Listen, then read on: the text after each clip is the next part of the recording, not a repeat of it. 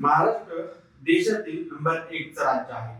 सुरुवातीपासूनच म्हणजे 1960 साली महाराष्ट्राची स्थापना झाल्यापासून महाराष्ट्र प्रगतशील राहिला आहे. भाजप सरकार केंद्रात आणि राज्यात सत्तेत आला आहे. तेव्हापासून महाराष्ट्रातील अनेक प्रकल्प, नवीन कंपन्या हे गुजरातला नेण्यात आल्या आहेत. तरी देखील महाराष्ट्र आजही नंबर 1 चं राज्य आहे. आता राज्य सरकारने या दशकाच्या शेवटपर्यंत महाराष्ट्राचा जीडीपी 1 ट्रिलियन पर्यंत पोहोचवण्याचं उद्दिष्ट आखलं आहे. 13 डिसेंबर 2024 रोजी वर्ल्ड इकॉनॉमी हिंदू परिषदेमध्ये देवेंद्र फडणवीस यांनी राज्याच्या विकासाचा आलेख आणि आर्थिक दृष्ट्या बदल आपली दूरदृष्टी स्पष्ट केली आहे. चीन, जर्मनी आणि इंग्लंड सारख्या देशांची अर्थव्यवस्था सध्या मंदावलेली आहे, तर दुसरीकडे भारताच्या अर्थव्यवस्थेला जगभरातून अनेक संस्थांनी चांगला रेटिंग दिला आहे. त्या पंतप्रधान नरेंद्र मोदी यांनी भारत येणाऱ्या काळात जगातील तिसरी मोठी अर्थव्यवस्था बनेल असा दावा त्यांनी केला आहे. यामुळे देशाला पुढे नेण्यासाठी राज्यांना हे प्रगतशील व्हावं लागेल. यासाठी राज्यांमध्ये मोठी स्पर्धा चालू आहे. त्यात प्रामुख्याने महाराष्ट्र, गुजरात, तमिळनाडू, आंध्र प्रदेश हे राज्य आघाडीवर आहे. तरीही महाराष्ट्र 1 नंबरवर आहे. आता महाराष्ट्र खरंच 1 ट्रिलियन पर्यंत पोहोचू शकतो का?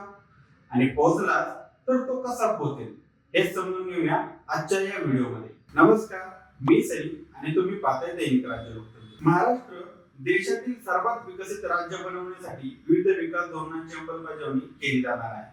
2023 पर्यंत अर्ध्या ट्रिलियनचं उद्दिष्ट सरकारने पूर्ण केलं आहे. आता 2028 ते 2030 पर्यंत 1 ट्रिलियन पूर्ण करू असं वक्तव्य देवेंद्र फडणवीस यांनी केलं आहे. स्वातंत्र्यानंतर भारताच्या प्रगतीमुळे जगभरातील अनेक देशांच्या भुवया उंचवल्या आहेत. मोठी लोकसंख्या असलेला देश अशी प्रगती करू शकतो असं जगाचं म्हणणं आहे. महाराष्ट्र वेगाने पुढे जात आहे हे सर्वांना माहित आहे. महाराष्ट्र सर्वाधिक विकसित राज्य बनवण्यासाठी सल्लागार कमिटीची स्थापना मागेच करण्यात आली होती. या कमिटीच्या माध्यमातून राज्य कोणत्या क्षेत्रात पुढे जाऊ शकतो याचा अभ्यास सुरू आहे आणि याच आधारे राज्याची विकास धोरणे आखली जात आहेत. महाराष्ट्र $1 ट्रिलियन वर झेप घेण्याच्या तयारीत आहे. आता हे ऐकायला छान वाटत असलं तरी करायला तितकंच अवघड आहे. यासाठी राज्य सरकारने नवीन धोरणांची आखणी सुरू केली आहे. या दशकाच्या अखेरपर्यंत राज्याच्या जीडीपी मध्ये उत्पादन क्षेत्राचा हिस्सा 5% वाढून तो 21% केला जाणार आहे.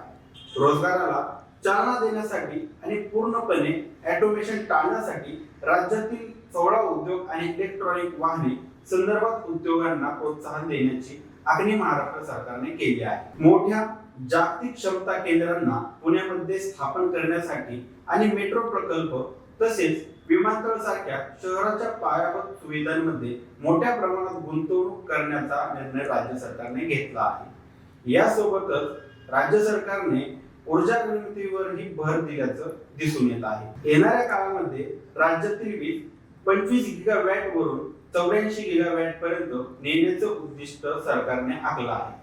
आता राज्याला विकसित करण्यासाठी सर्वात महत्त्वाचा मुद्दा असतो तो म्हणजे ट्रान्सपोर्टेशन. यासाठी राज्य मोठ्या रस्त्यांची आखणी करत आहे.